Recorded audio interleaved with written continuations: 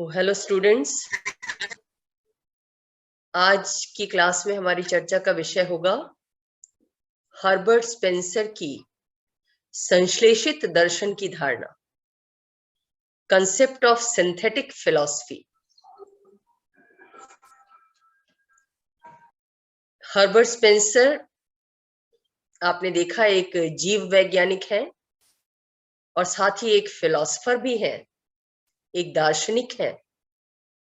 लेकिन उनका जो दर्शन है वो अन्य दार्शनिकों की तुलना में भिन्न है, क्योंकि वो दुनिया को अपने नजरिए से देखते हैं, एक वैज्ञानिक के रूप में कार्य करते हुए।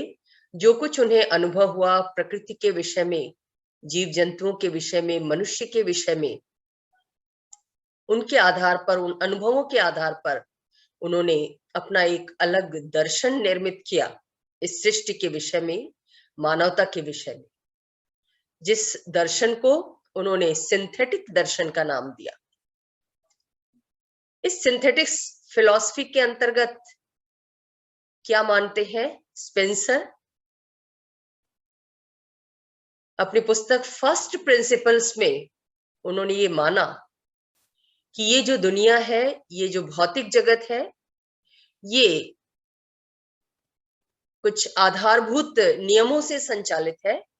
और उन आधारभूत नियमों में से एक प्रमुख नियम ये है कि इस दुनिया में शक्ति का वजूद है, ऊर्जा का वजूद है, और ये ऊर्जा ही है, ये पावर ही है जो सृष्टि की विभिन्न चीजों को, जड़ चेतन जगत को संचालित करता है, उसका विकास करता है, उसमें प्रगति लाता है, और इवन उसका क्षय करता है, उसका नाश करता है।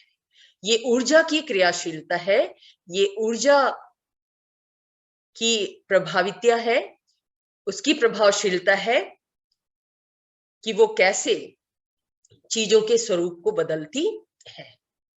क्योंकि ये ऊर्जा हर चीज के साथ मिली हुई है, और हर चीज, चाहे कोई भी जड़ और चेतन जगत हो, जीव जंतु हो, पेड़ पौधे हो, मनुष्य हो, उसके हर भाग को अलग अलग ढंग से प्रभावित करती है। कौन? ये एनर्जी, ये ऊर्जा। और इस क्रिया प्रतिक्रिया के कारण ही उस वस्तु में भिन्नता आती है, और उस भिन्नता के साथ वो विकसित होती है। जैसे मनुष्य अपने वजूद के लिए इस एनवायरमेंट में, पर्यावरण में जो चीजें उपलब्ध हैं उनके साथ इंटरेक्शन करता है, हवा के साथ, पानी के साथ, क्लाइमेटिक चेंज के साथ उसका इंटरेक्शन होता है। और इस अंतःक्रिया में एक फोर्स, एक शक्ति, एक एनर्जी सक्रिय रहती है जो उसे आगे बढ़ाती है, या उसके रूप को परिवर्तित करती है, या उसके व्यक्तित्व में नाना परिवर्तन लाती है। तो बहुआयामी प्रभाव होता है इस ऊर्जा का, इस शक्ति का, सभी चीजों के ऊपर, चाहे वो चीजें जड़ हो या चेतन हो। तो एक वैज्ञानिक के नजरिए से स्पेंसर इस बात का प्रतिपादन करते हैं कि सृष्टि संचालित हो रही है ऊर्जा के कारण, एनर्जी के कारण।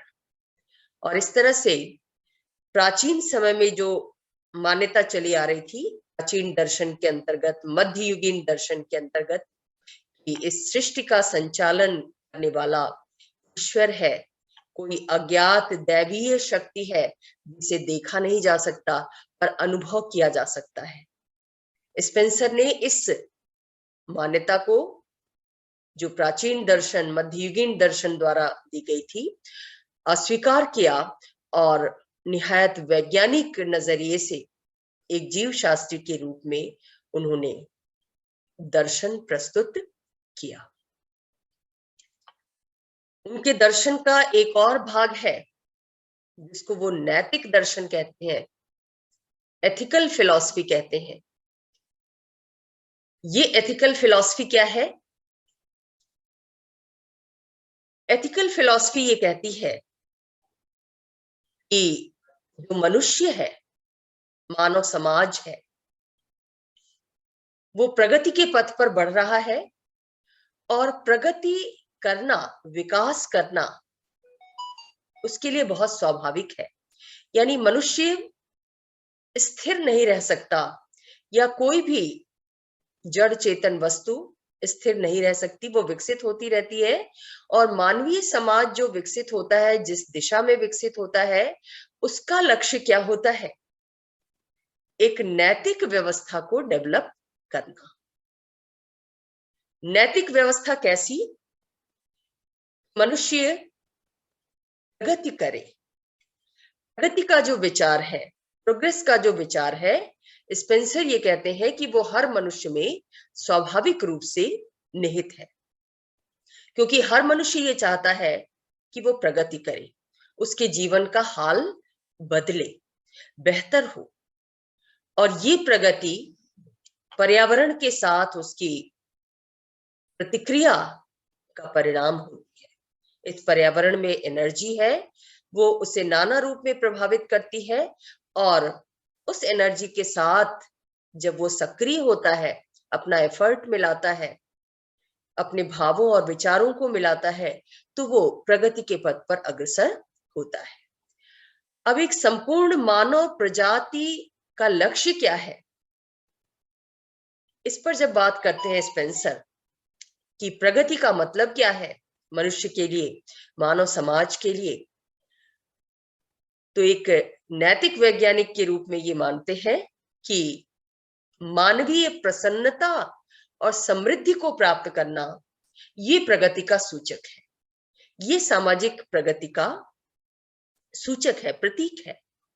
यानी सभ्यता संस्कृति का तकाजा ये है कि मानवता को सुख प्रदान किया जाए, प्रसन्नता प्रदान की जाए, समृद्धि प्रदान की जाए, दुखों को कम किया जाए और उसके आनंद को बढ़ाया जाए।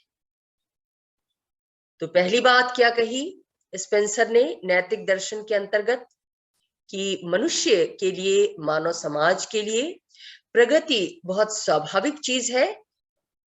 अंदर से हर मनुष्य ये चाहता है कि वो प्रगति करे।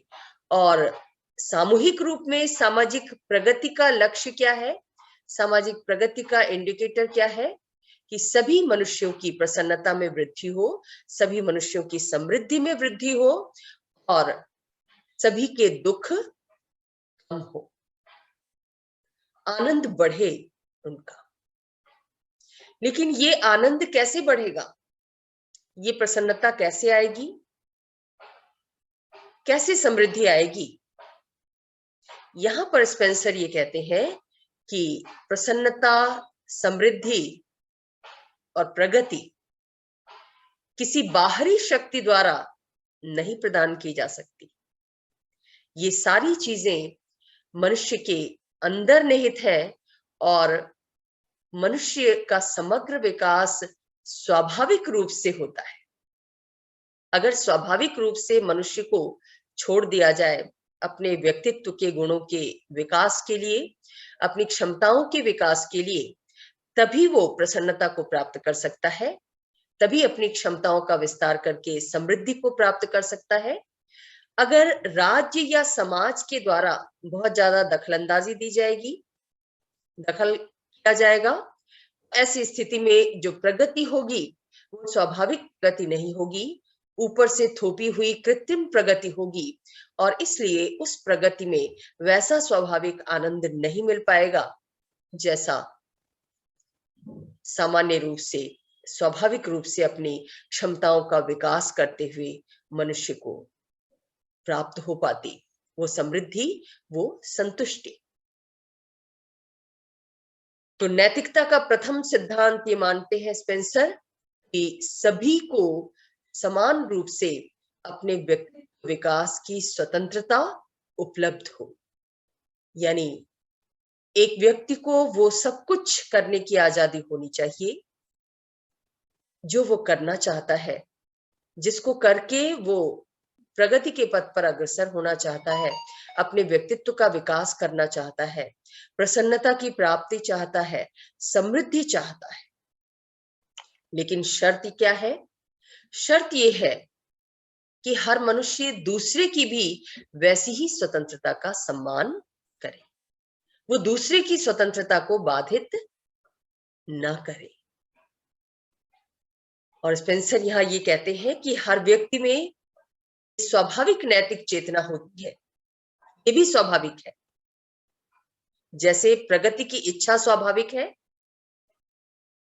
जैसे ये स्वाभाविक है कि मनुष्य को अगर स्वतंत्र छोड़ दिया जाए तो वो स्वाभाविक रूप में प्रगति करेगा, समृद्धि प्राप्त करेगा, वैसे ही हर मनुष्य में ये भी स्वाभाविक है कि वो अपने साथ साथ दूसरों के लिए भी सोचता है, यानी अपनी खुशी के लिए वो दूसरों को नुकसान पहुंचाना नहीं चाहता है।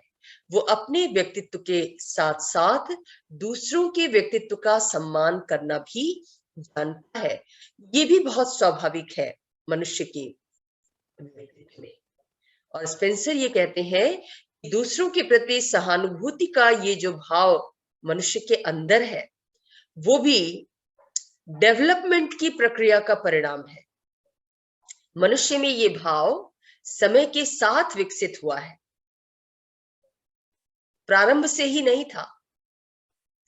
अगर आपको रूसो याद होगा तो रूसो ने क्या कहा था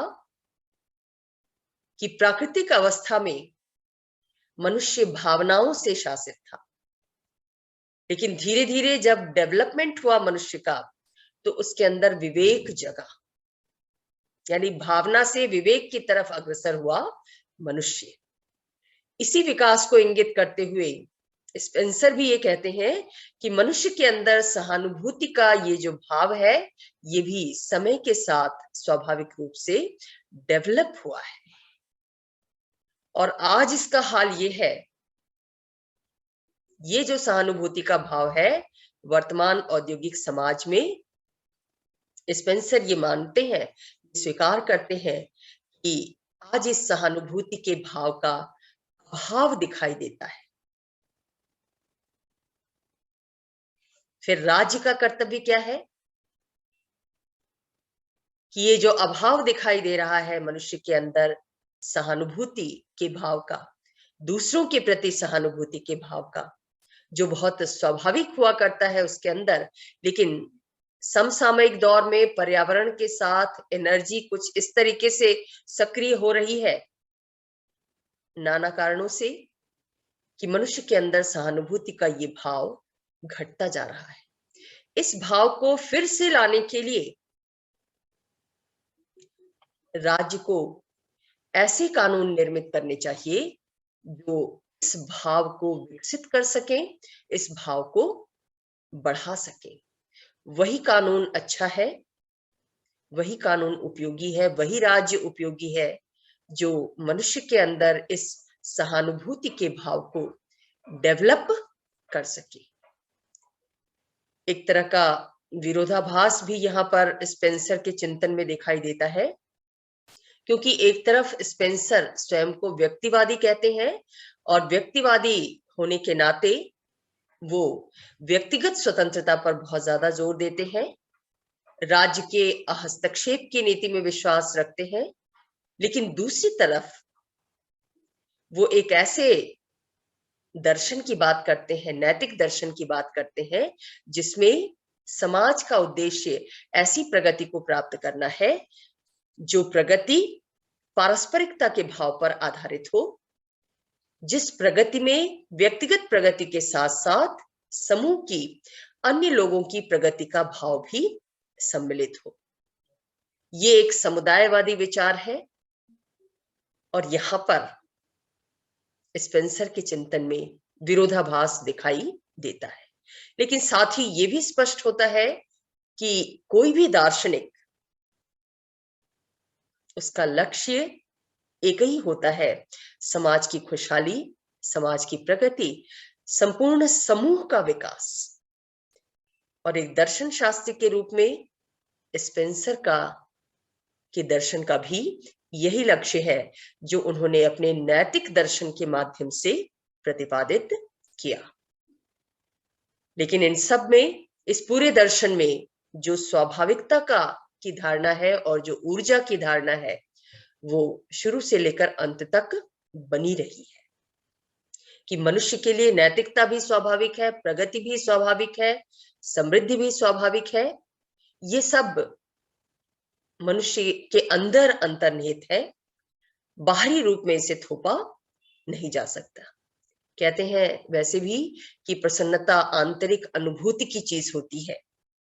बाह्य रूप में अगर कोई व्यक्ति मुस्कुराता रहता है तो इसका मतलब ये नहीं होता कि वो अंदर से भी खुश है। इसी तरफ संकेत करते हुए स्पेंसर ये बताते हैं कि प्रसन्नता, आनंद, प्रगति, समृद्धि ये सब आंतरिक अनुभव की चीजें हैं, लेकिन मानव सभ्यता का तकाजा ये है कि वो अपनी खुशी के साथ साथ, अपनी समृद्धि के साथ साथ, अपनी प्रगति के साथ साथ, अपने आनंद के साथ साथ दूसरों के भी वैसे ही आनंद, वैसी ही खुशी, वैसी ही प्रगति, वैसी ही समृद्धि का मान करे, सम्मान करे। तब एक न्यायपूर्ण समाज की स्थापना की कल्पना की जा सकती है। तभी मानव सभ्यता और संस्कृति प्रगति का दंभ भर सकती है। अपने इस नैतिक दर्शन को प्रतिपादित करते समय स्पेंसर ने उनके समय की जो धार्मिक संस्थाएं थीं, उन संस्थाओं के द्वारा जो सिद्धांत प्रतिपादित किए जाते थे, उन सब की आलोचना की, क्योंकि स्पेंसर ये मानते थे कि धार्मिक संस्थाओं के द्वारा ऐसा कुछ भी मनुष्य को नहीं दिया जाता जो उसकी प्रगति में सहायक हो। धार्मिक नियम और कानून और उनके जो प्रतिपादक हैं, उनके जो प्रचारक हैं, विभिन्न धर्मों के तथाकथित गुरु, वो सब मनुष्य के विकास के लिए कार्य नहीं करते, उसको प्रगति के पथ की ओर ले जाने के लिए कार्य नहीं करते, बल्कि उनका अपना एक निहित स्वार्थ होता है और वो मानवता को एक तरीके से अंधविश्वास के दायरे में धकेलने का कार्य करते हैं, उसके जीवन को सीमित बना देते हैं, उसकी क्षमताओं को कुंठित कर देते हैं। कैसे? क्योंकि प्रत्येक धर्म या पंथ इस विश्वास पर आधारित है कि इस दुनिया का संचालन एक दैवीय सत्ता के द्वारा किया जा रहा है, ईश्वर के द्वारा किया जा रहा है, जिसे जानना समझना आसान नहीं है, सिर्फ उसके सम्मुख नतमस्तक हुआ जा सकता है। एक वैज्ञानिक के रूप में स्पेंसर क्या कहते हैं कि मनुष्य को ईश्वर या किसी भी दैवी सत्ता में तब तक विश्वास नहीं करना चाहिए जब तक उसके अस्तित्व को वैज्ञानिक आधार पर प्रमाणित न किया गया हो। यानी लॉजिकल थिंकिंग को प्रोत्साहित करते हैं स्पेंसर के विचार कि मनुष्य को अपनी तर्क क्षमता में, अपनी विवेकशीलता में ज्यादा भरोसा रखना चाहिए और विवेक के आधार पर ही इस दुनिया को जानने, समझने, विश्लेषित करने और इस दुनिया को प्रगति के पथ पर आगे ले जाने के लिए प्रयत्नशील होना चाहिए।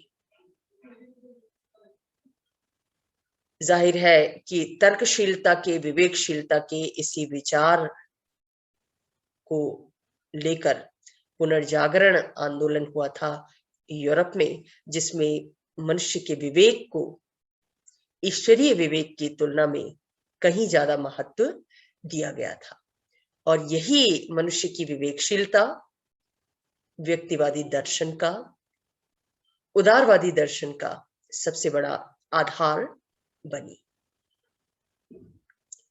तो ये था स्पेंसर का नैतिक दर्शन और सिंथेटिक फिलॉसफी। इसमें उन्होंने दुनिया की व्याख्या एक वैज्ञानिक के लिहाज से विज्ञान के साथ नैतिक मान्यताओं को मिलाते हुए की। आशा है आपको सिंथेटिक दर्शन स्पेंसर का समझ में आया होगा।